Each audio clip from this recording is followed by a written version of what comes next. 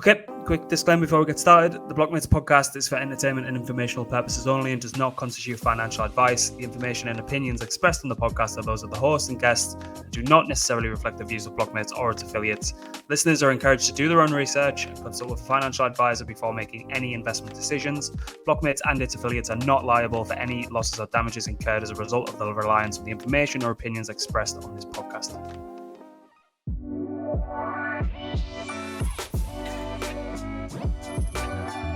Okay, welcome back. Looks like we're live.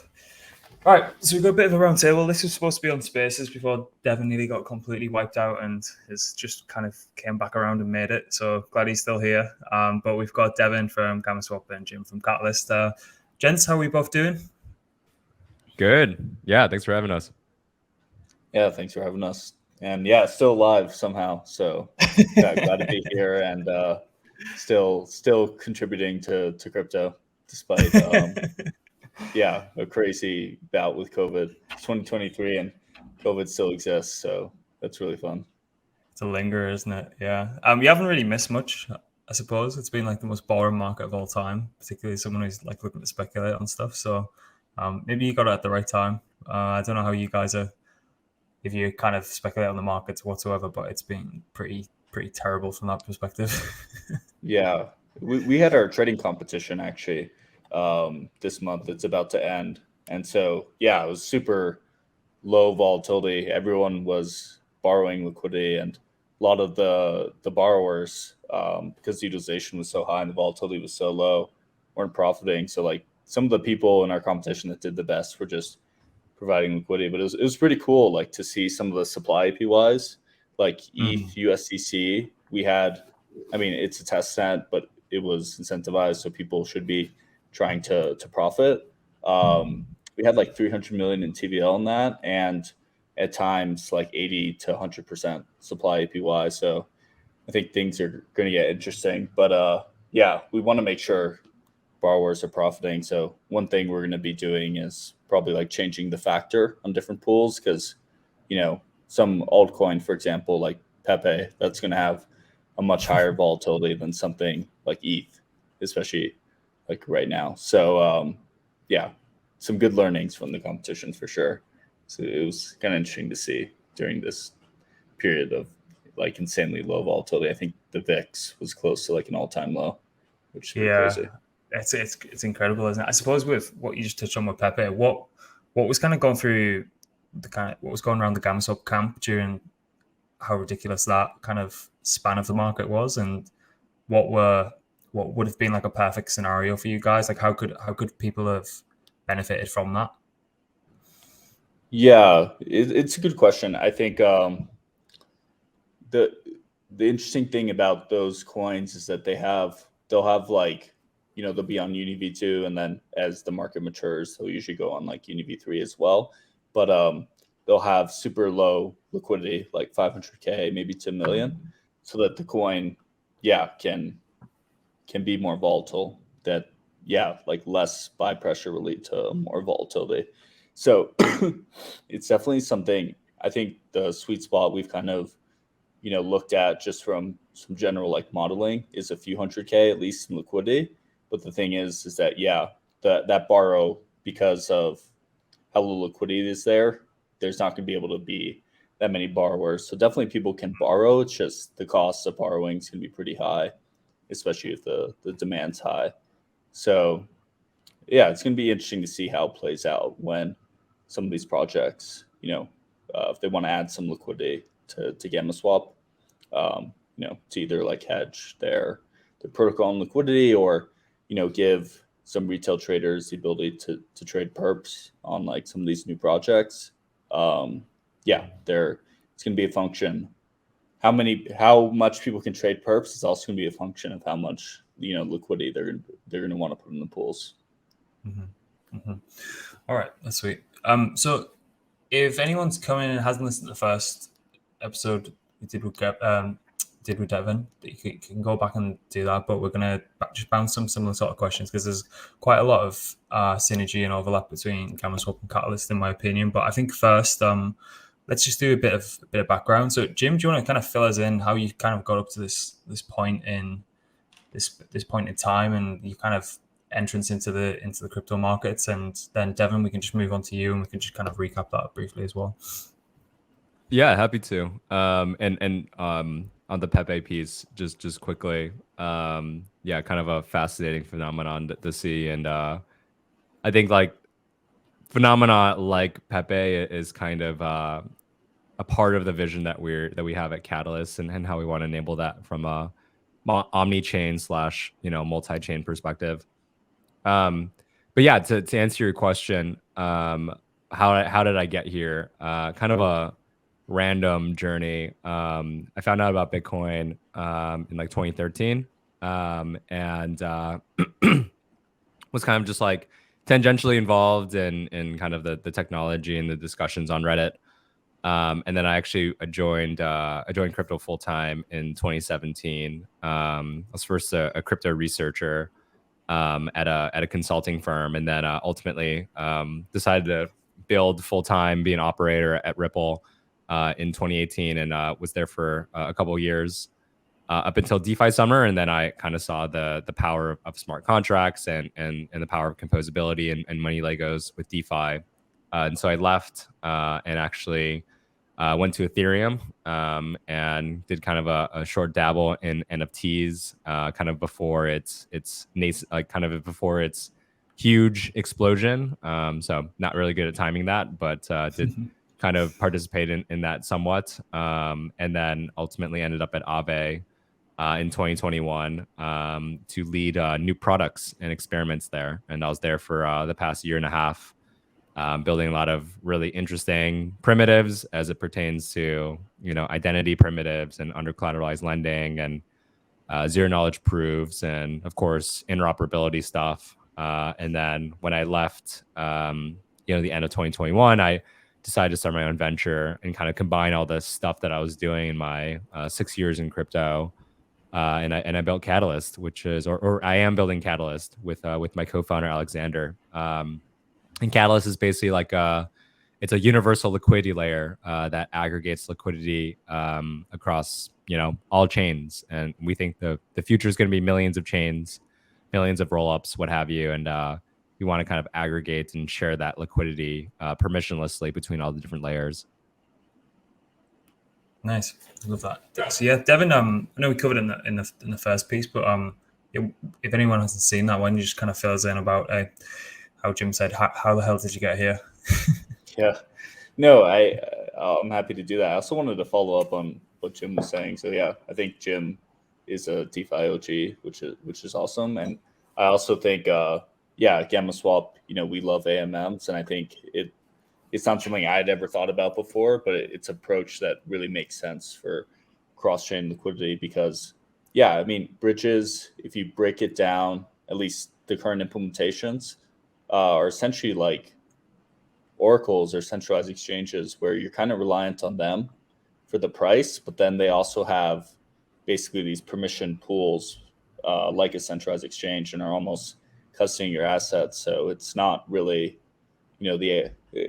like often these first implementations are not the ideal, but I think in a lot of ways, having that much trust can make, this interoperability difficult. And I think that's something that's really cool. AMMs, they don't require oracles, so you can support any type of asset, and they're also permissionless and just controlled by the smart contract. So I think it's a really cool, implementation for cross-chain liquidity and something, we at GammaSwap have found really interesting. But a little bit about me. My background is a little bit more degen.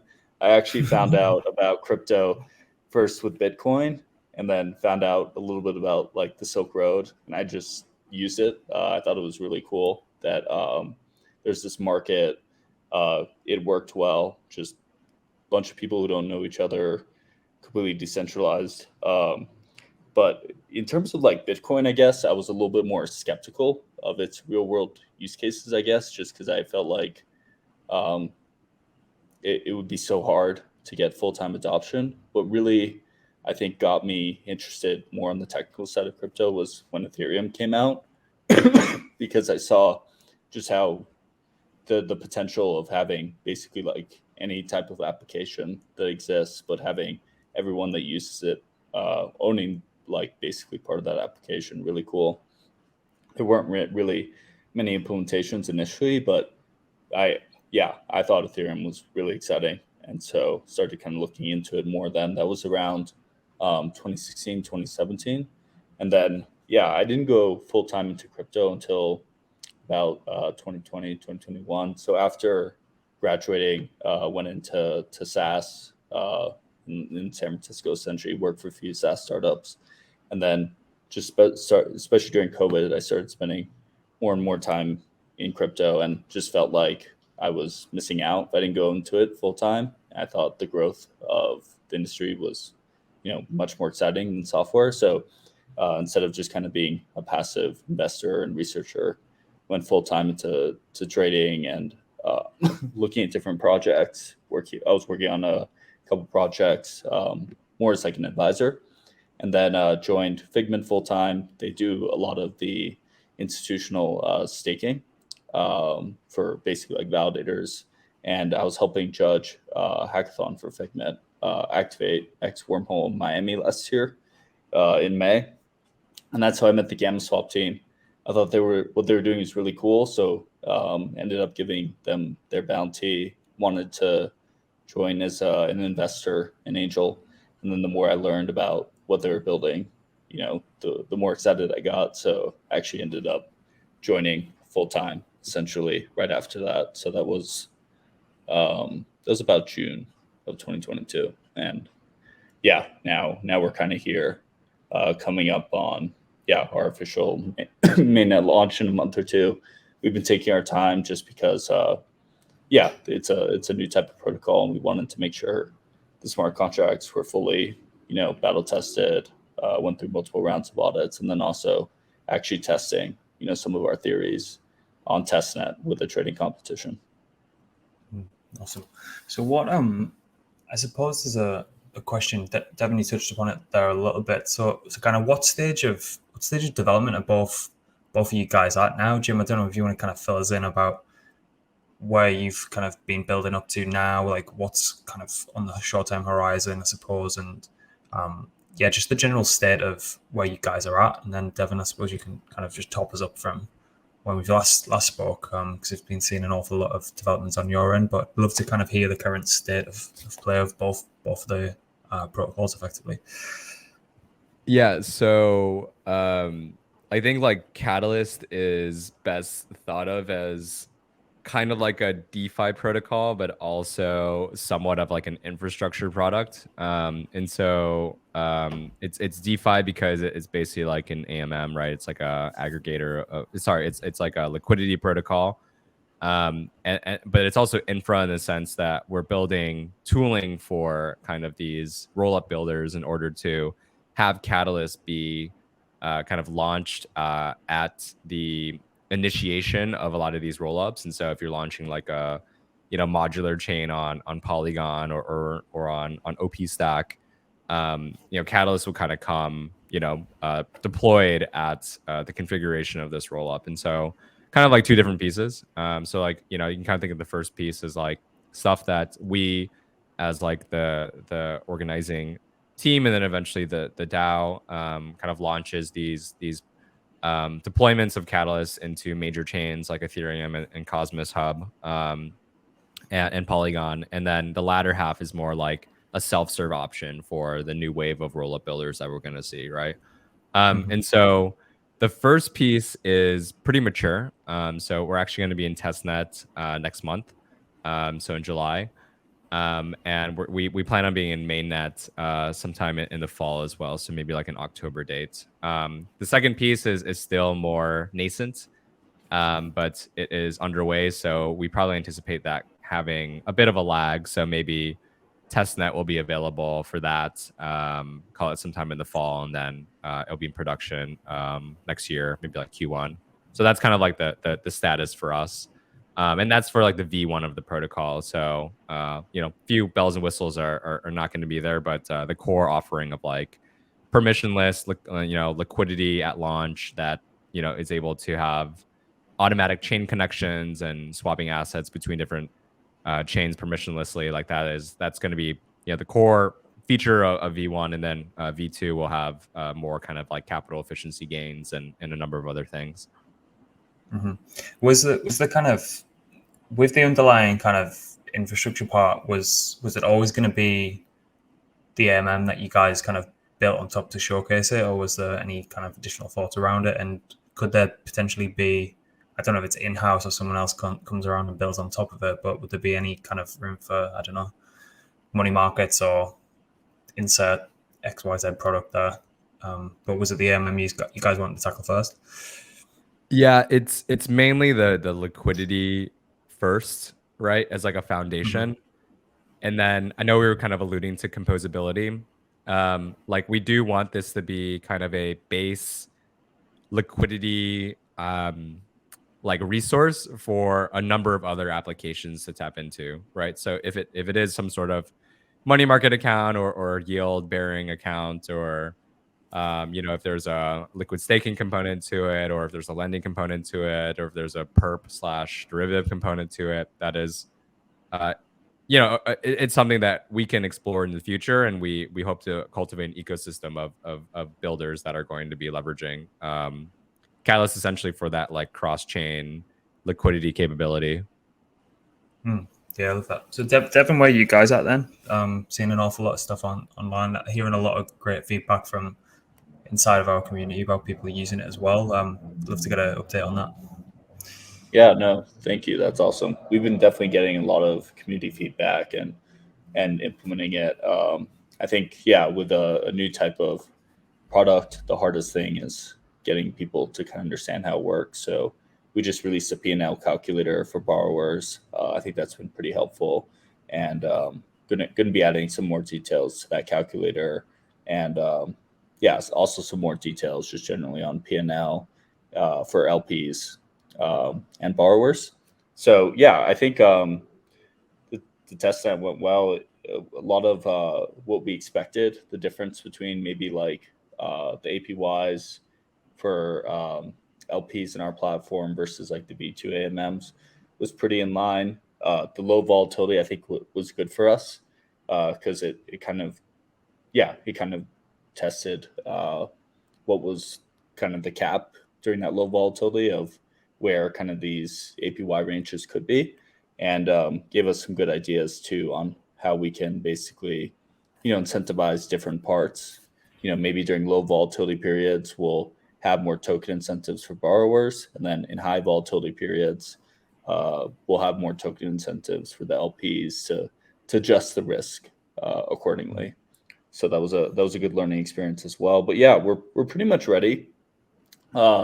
We have like one small smart contract change in terms of basically modifying the collateral as the loan is opened that we're getting audited right now, and then some UI things. So we just pushed our subgraph. So it's going to make a lot of basically this indexing that we'll have in the UI to give people analytics easier. So there's kind of some bare bones things that the community has requested that we want to implement before we launch. But we've kind of always kept it, MVP, just because I think we've had assumptions, and sometimes those are right and sometimes those are wrong. So like our alpha testnet, for example, was super, advanced. We were giving like the IV, the strike price. Basically, people would change the collateral, and that would change the curve of the impermanent gain. And we just realized that was probably not super retail friendly. And we're of the opinion that DeFi is mostly for retail rather than institution. So we realized we needed to do complete UI overhaul. And I think now it's a lot more simple and less intimidating. I think there's a lot from that alpha version though that we'll basically repurpose into like an advanced version. So I think the best example is maybe like Pendle, where there's like the simple version and the advanced version. We're going to start with the simple version and then implement an advanced version later. But I think we should be ready safely to launch like end of July, conservatively. And then, that would be our V1. So this basically way to borrow liquidity from other AMMs. We think, that AMMs are like options markets, and that maybe a potential more scalable way to attract more TVL to some AMMs would actually have feeless swaps, and instead the LPs would be incentivized by people buying volatility. So that's what's going to be essentially our V2. So we have an idea for that. It's going to be something probably like Curve V2, where LPs aren't necessarily selecting different ranges, and instead the algorithm would concentrate liquidity for LPs, and then borrowers could get up to 100x leverage on volatile assets, and then maybe up to 1,000x on the stables, similar to like a euro dollar future market. So that's what we're going to be working on next. And then hopefully, if we track liquidity, other projects will maybe want to build vaults on top of us, like we've seen with GLP, to hedge IL for LPs, or maybe build other structured products. You kind of led me on to my next question, which is always a good sign. But has there been anything kind of during this building phase that you guys, you thought it was going to play out in one particular way, and it's some things came out and maybe pleasantly surprised you or completely threw you off? Is there anything that's kind of that springs to mind when you kind of think about surprises while you've been building? Yeah, I think this might have been maybe potentially because some people, were just coming into the trading competition and trying it out. But I think we were surprised with how high the supply APYs were, given low volatility periods. So at one point, and this was before a few borrowers got liquidated, but our supply APY on ETH USDC with 300 million of TVL on a testnet was at 400 or 500%. When there was a lot of liquidity being borrowed out. So I think part of it was how we distributed tokens, and part of it was, people being more excited to try out the borrowing side, since the LP side is kind of similar to other AMMs, except the yield could be a little bit higher because of the borrowers. So we were just surprised, I think, by how high the APYs were given the low volatility. I think, though, like the way I see it is, if you're selling volatility, you don't win big, but you win often. On average, you're profitable.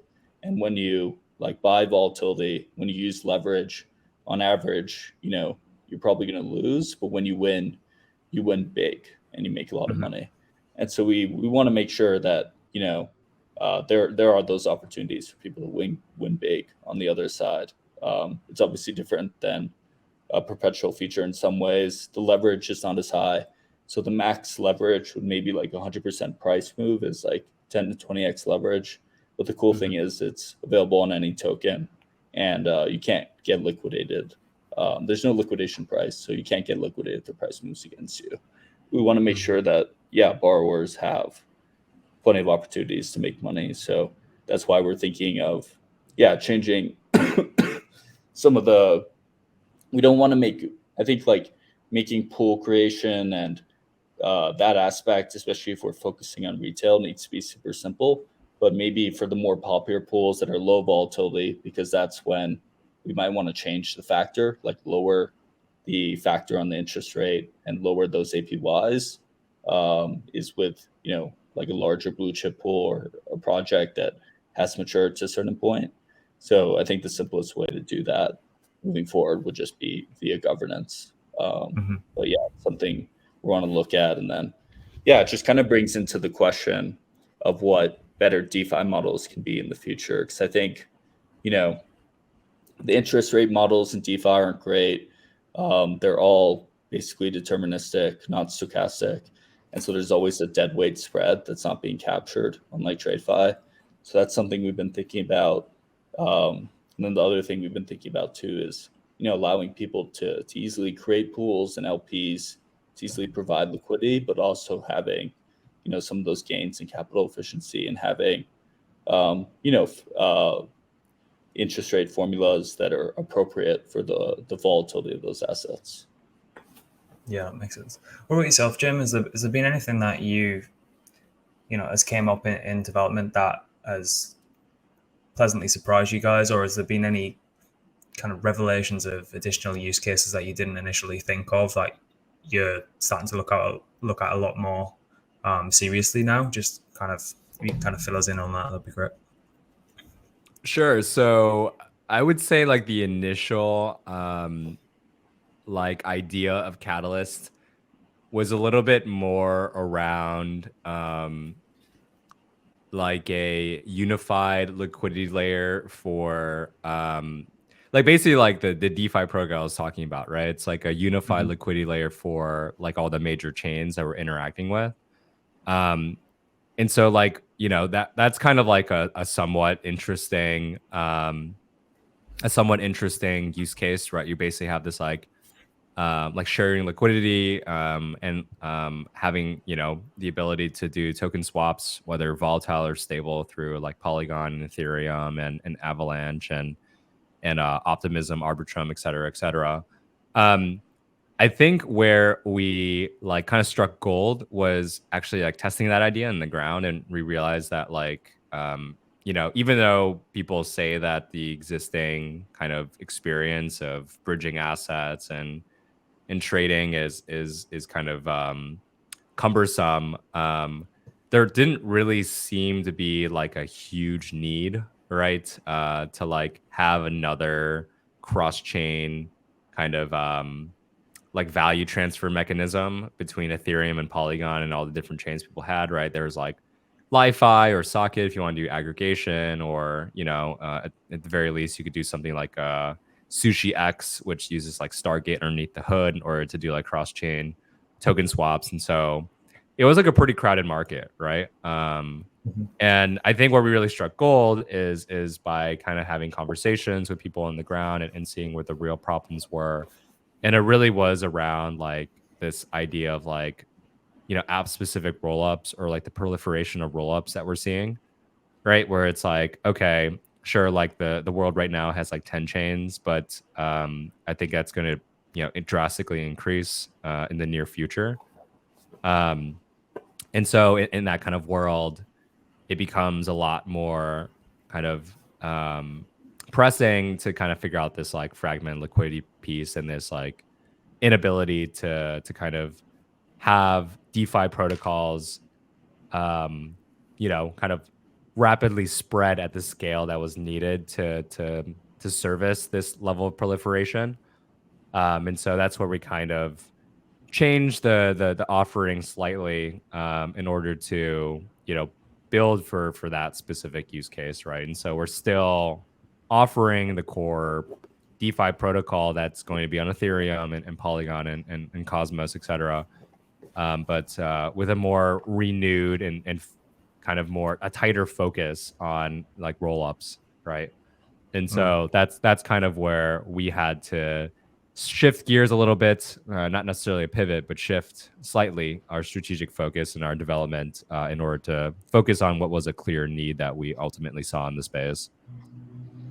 Yeah, if I could just jump in with a question, if that's cool.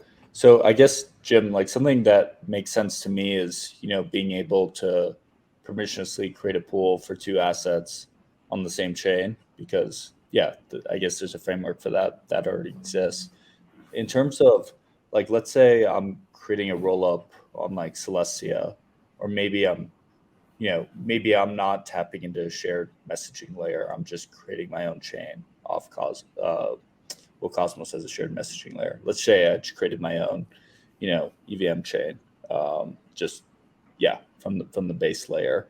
Like how easy would it be for me to connect into Catalyst and maybe create like, you know, pool on ETH mainnet with ETH and, you know, the base token of my native chain? You gave me a pretty easy example, I would say. So thank you for that. In all seriousness, like that is like the happy path, and kind of like the most simple use case that we're trying to solve for, right? So like to answer your question like more directly, like we want that to be as easy as it is to create, you know, a pool of two tokens in one chain, right now we're just trying to make it, cross-chain and then multi-chain if you want to do more than 2 chains, right? 3, 4 plus, what have you.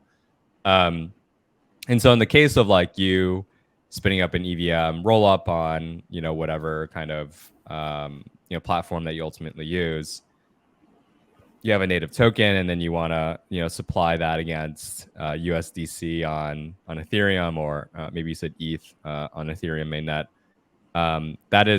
That's going to be incredibly easy. Whether it's, you have the ETH already on one side, or if you need some sort of price discovery / liquidity bootstrapping mechanism.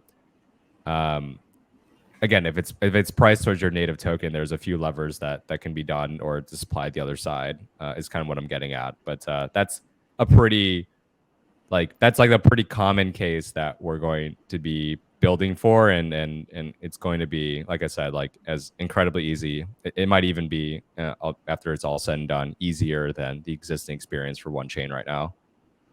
Yeah, I mean, I think that's really where Catalyst has the opportunity to crush it, because I know, a lot of these bridges, they'll add some chains, but they're, in a world where people are creating chains and for their app like DYDX and doing that instantly and launching, it's not in that permission way. It's not going to be able to support, all those chains that could potentially come up.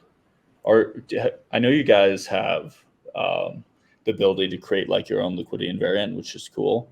Have you guys looked into like multi-asset pools as well, or are you focusing initially with 2 asset pools?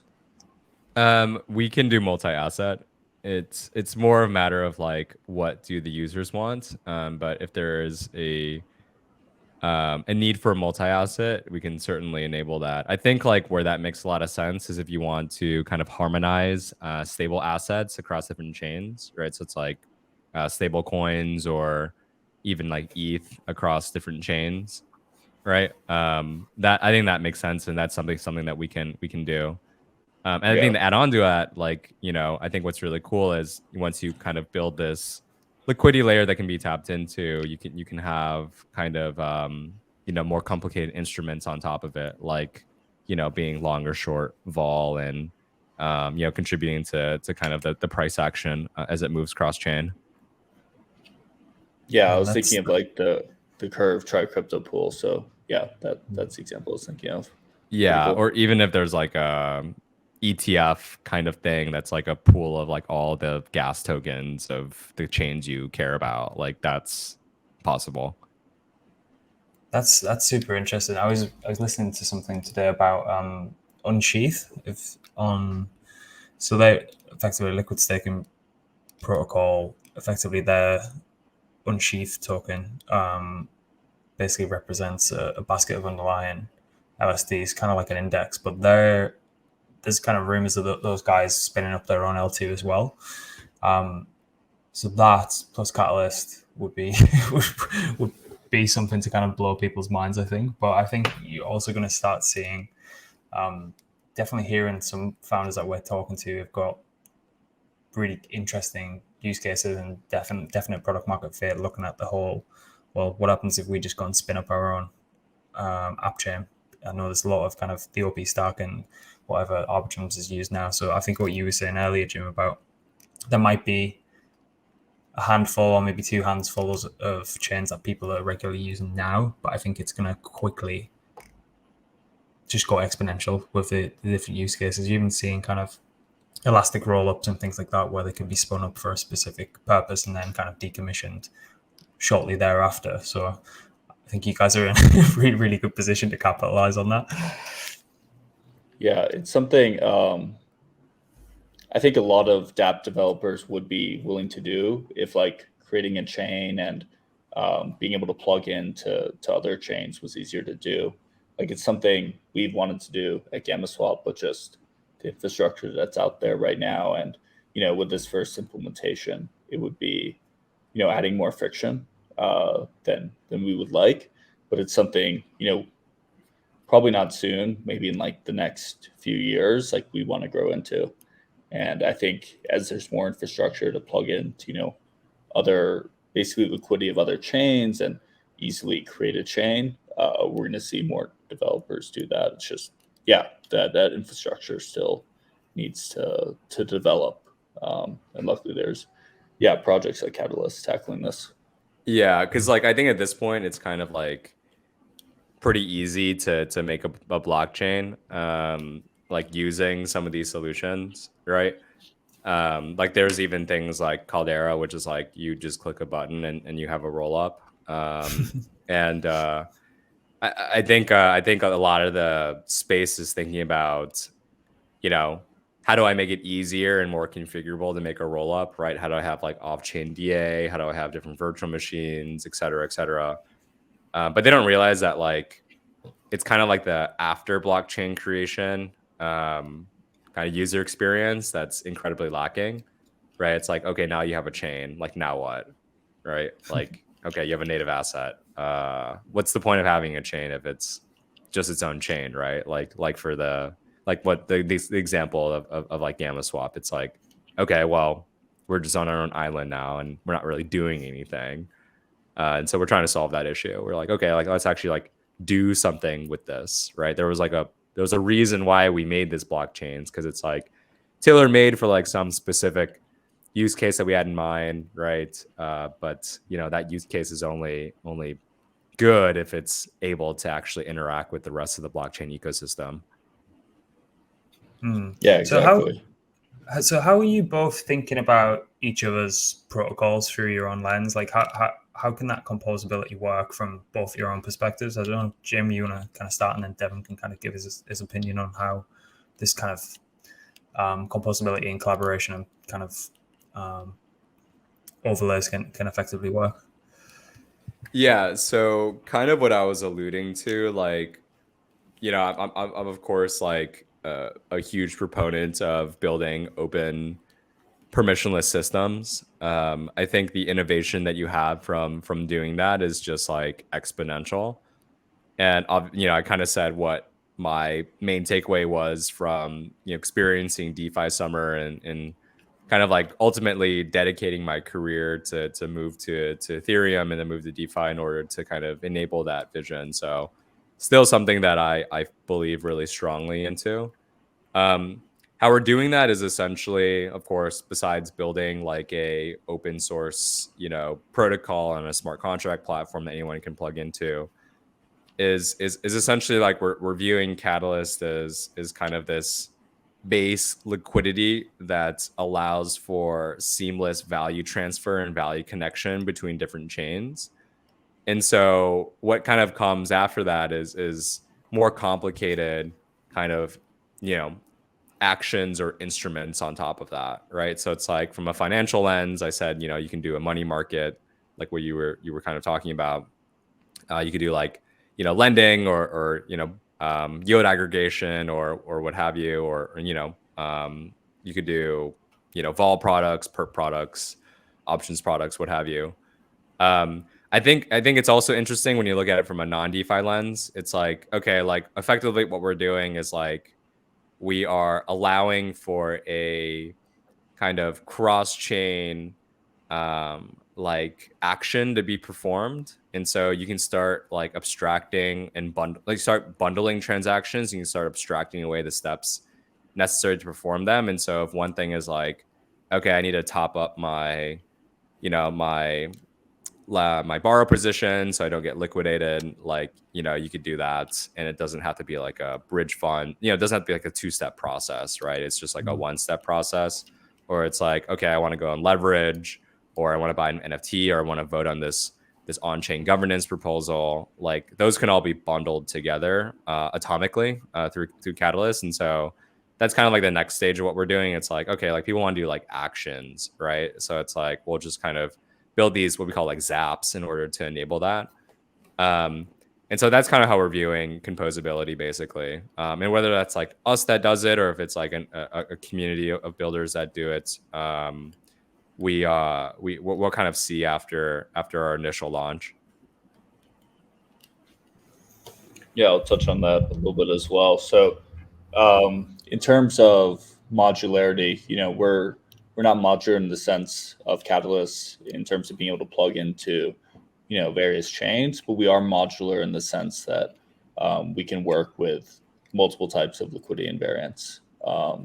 The order book based AMMs like UniV3 is not something we're optimized for, but any full range, basically liquidity invariant, GammaSwap can work with.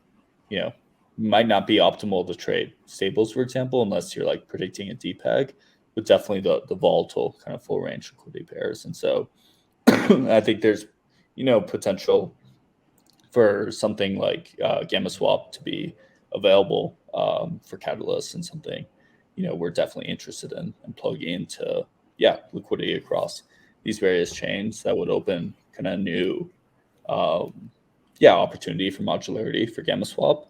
And then just generally on composability, one of the reasons I talk about like the Curve V2 model and that type of concentrated liquidity is because I think composability is one of the most important things in DeFi, right?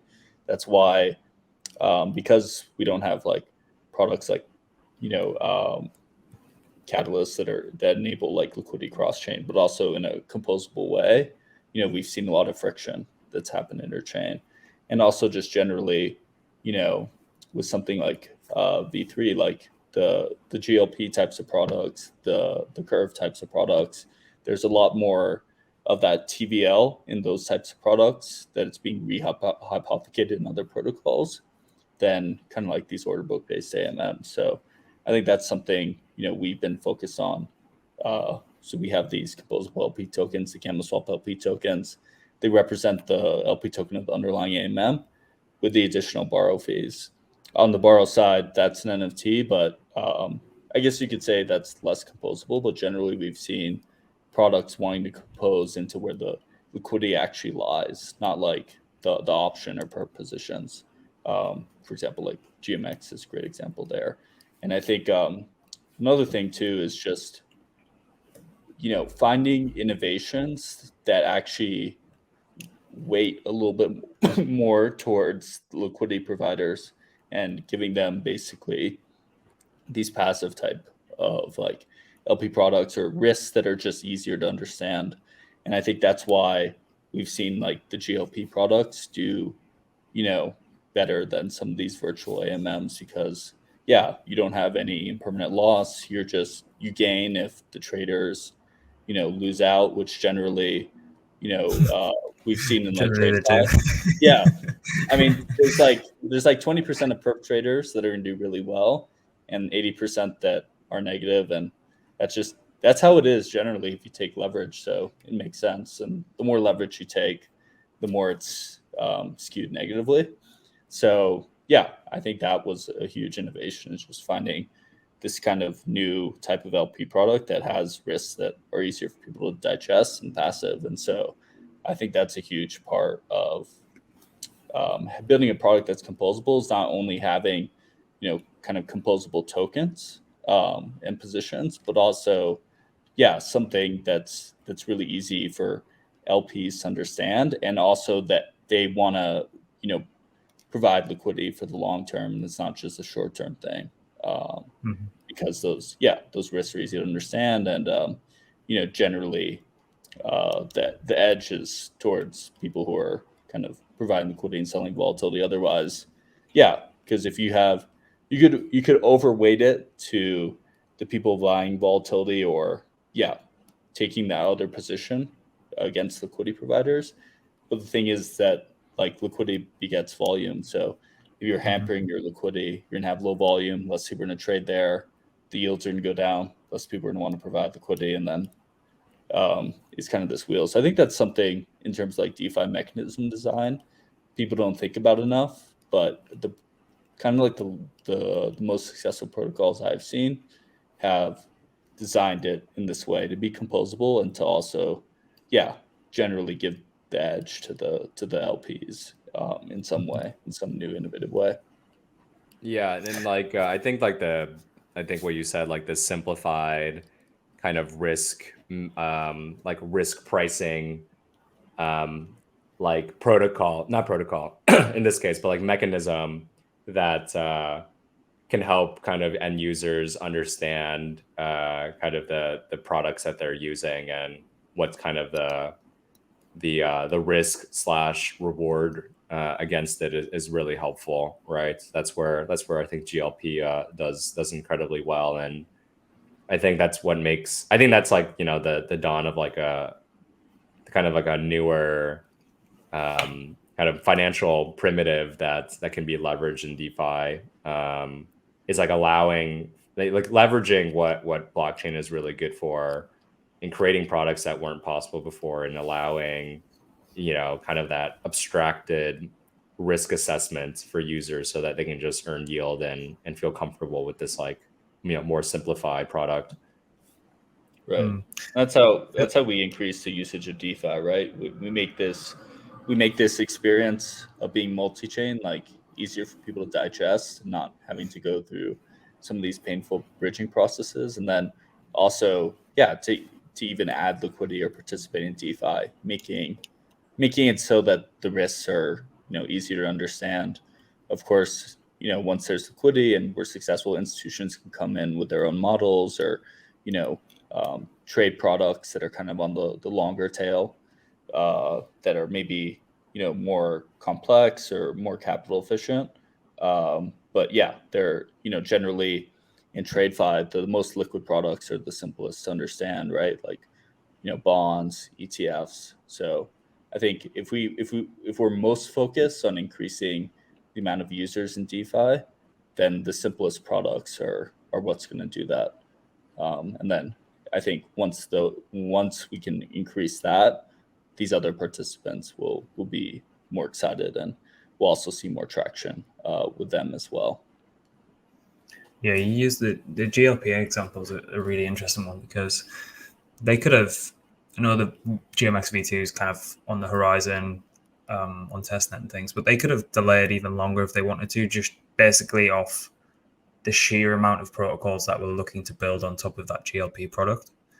There must have been 10, 20, 30, if not more, protocols looking to kind of, as you were quite rightly saying, just kind of simple that down, create vaults around it. There's a couple of kind of pseudo delta neutral vaults on top of it. I don't know how well they worked, but there was definitely a demand for people to just kind of gain exposure and just earn yield without having to do like some of the underlying complexities or whatever was going on in the hood with that particular product. But the moat that they effectively built around such a great product was kind of enough to get them through any internal development, which is really, really interesting to see. And obviously they're going to go and do the V2 because they've got a great team behind them. But that was just kind of fascinating to see. Every project on Arbitrum, to kind of stay relevant, was creating some GLP derivative or vault or kind of structured product on top of it, just to kind of, you see, I was seeing everyone now have some pivot to AI. Everyone at some point in time was having a GLP product coming off the back of the GMX success. So I completely agree with that. It was really interesting to see. Yeah, we're pretty close to that team. So a couple of the co-founders or core contributors have invested in us and advised us, and the more it's been like great experience, just like chatting with them and thinking through kind of like these different mechanisms. And also, I think they're the thing about DeFi as well is targeting different like utilizations and different products in terms of your maturity. And so I think they've done a few things well. Starting out with something like 80% utilization was a benchmark that we're kind of aiming for, because that's you're getting good utilization, you're getting good fees, but you also have enough liquidity where people can easily remove it or still open positions. And then starting out with higher fees, I think makes sense for protocol as you build up your treasury. If you're doing something innovative, you're also going to be the first protocol doing that, so you can charge higher. And then as the protocol matures, lowering those fees, especially as you build out new products, because then you can still keep that revenue growing and, grow and maintain that market share. So I think there are a lot of things that they've done interesting. And then there's also things, they mentioned, in hindsight, maybe, we could have, done this better, which I think everyone kind of goes through, but it's also good to talk with other founders and learn, okay, like that's something we should think about or watch out for. Just a couple of quite trending topics, just kind of short fire answers, I suppose, just and how you guys are personally thinking about them and how each protocol is kind of thinking about them. And if we could start with the liquid staking derivatives market, obviously extremely hot at the minute, but I'd just love to hear maybe Jim first, how you guys are thinking about it. Is there any kind of overlap, as much in detail or as little detail as you kind of want to go into with that, and pass it on to Devin? Then there's a few other kind of areas of that kind of trending, and particularly from our side, that we're keeping a close eye on. I'd love to just kind of pick your brains on both of those, but if we could start with kind of liquid staking derivatives and then move down the list. Sure. So yeah, I mean, of course, like liquid staking derivatives and tokens are really kind of popular these days, and I think rightfully so, right? Because it's like a way for us to access kind of like liquidity and also yield that is just inherent within the blockchain systems that are kind of running these applications. How we kind of see it is two ways, and so the first way is getting access, getting users access to these liquid staking derivatives that reside natively in kind of other chains. And so one thing that we're really keen on is working within the Cosmos ecosystem and getting access to the various liquid staking derivatives for Atom, and kind of like disseminating it throughout the wider blockchain ecosystem. So that's kind of like one piece, right? So it's like getting folks that are mainly kind of like Ethereum users to get access to these kind of LSDs within the Cosmos ecosystem. The other piece is, I think when you go down the rabbit hole of LSDs, like it gets quite complicated in the sense that like you're wrapping certain things, you have other kind of stake derivatives, and there's like various kind of permutations of them. Frax kind of comes to example where you have like Frax ETH and you have like staked Frax ETH and everything. Our kind of thing is like allowing kind of a canonical kind of liquidity home for these LSDs and kind of its non-yield earning / native asset counterparts. And so we're working with a number of teams in order to kind of have those canonical pools so that they can be accessed through any blockchain environment. And it becomes kind of like the home of if you want to like swap in and out of those things. Nice.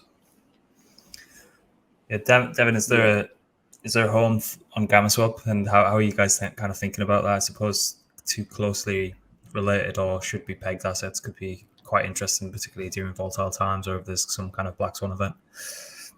No, for sure. Yeah, I think there are a few ways to think about this. I think the most obvious maybe implementation for LSCs for GammaSwap is just hedging maybe that risk, which I think some people want to do. But the way I think about protocols is how, like, not to get too nerdy, but like how can we increase the Sharpe ratio, right? How can we increase the risk adjusted returns? And people have different assessments of what they want to participate in, right? Like something like Curve that's mostly stables, the yields are going to be lower, but you have a lot less risk. And then if you're participating in the VE model, that's also a great way of getting extra rewards without taking on more volatility risk. And then there are pools that are more volatile, especially on something like UniV3 that have higher APYs, but then you have leverage and permanent loss essentially. So the real question is like, okay, how can we increase the risk adjusted returns? And a lot of on the Ethereum network, a lot of pairs are denominated in ETH. And so I think once people become more comfortable with LSDs and more people are actually providing their ETH in these networks like Lido, and the risks are the smart contract risks are lower just with Lindy. We might see more pairs denominated in that. And that's a way you have the additional smart contract risk, which I think will be lower over time, but you're also increasing the yield. So I hope to see more pools, denominated in liquid staking pairs, because that's kind of an easy way to increase that return for that risk. And that's essentially what we're doing at GammaSwap, right? Like a lot of people think of us as a tool to reduce impermanent loss or remove it. Reduce is better, but you can't remove impermanent loss. You can, but you can just expect to make like a risk-free rate yield. Like, I guess it's not truly risk-free. You'd probably want, to delta hedge the cost of ETH, but something could be like liquid staking in the Ethereum network as kind of the risk-free of blockchain. Really, though, it's like T-bills and bonds and stuff. And so, yeah, when you take risks, that's how you can expect a higher return. So we're not trying to remove impermanent loss, but we're trying to make it so that LPs are getting higher risk-adjusted returns. Because, yeah, when we looked at a lot of these LP pools, they were actually, negative expected value or just not returning much for the risks that the LPs were taking. So that's what we're really focused on. I think LSDs are a really unique way to do that if more pairs were denominated in them. I'm glad you said that about the base pairs, and I'm not going crazy because I've been sat thinking about this for such a long time. Starting to see it definitely happen. I think it'll be good from a speculator's perspective to kind of see who. Do you think it's a business development issue or a liquidity issue to who can get the most kind of base, like whose LSD is going to be the most predominant base pair? And obviously you need stake and participation to enable that. But do you think that's a bit of a mix between BD and a liquidity issue to solve? Yeah, I think it's probably both. I think it's a trust thing. Like, BRCs have kind of changed the game, but historically, the Ethereum network had huge value accrual compared to Bitcoin. But Bitcoin, is the first implementation, the most trusted. And yeah, if there's going to be a flippening, if at all, it's going to take a lot of time because of that trust. And I think, trust takes a long time to build. I also think, just historically, because LSDs are so new, like people prefer holding ETH a good portion still, especially, people who maybe have larger holdings and are afraid of some of that smart contract risk potentially. And so I think a lot of it's trust and a lot of it's, some of it's going to be BD as well. That'll help. We have like kind of like a curve of the growth based on trust, and then BD might, help us accelerate on that curve.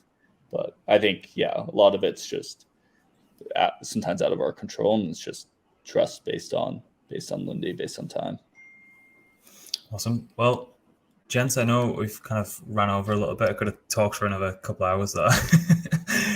Is there anything you want to kind of leave the audience with before we jump off, or where can people find you both? Yeah.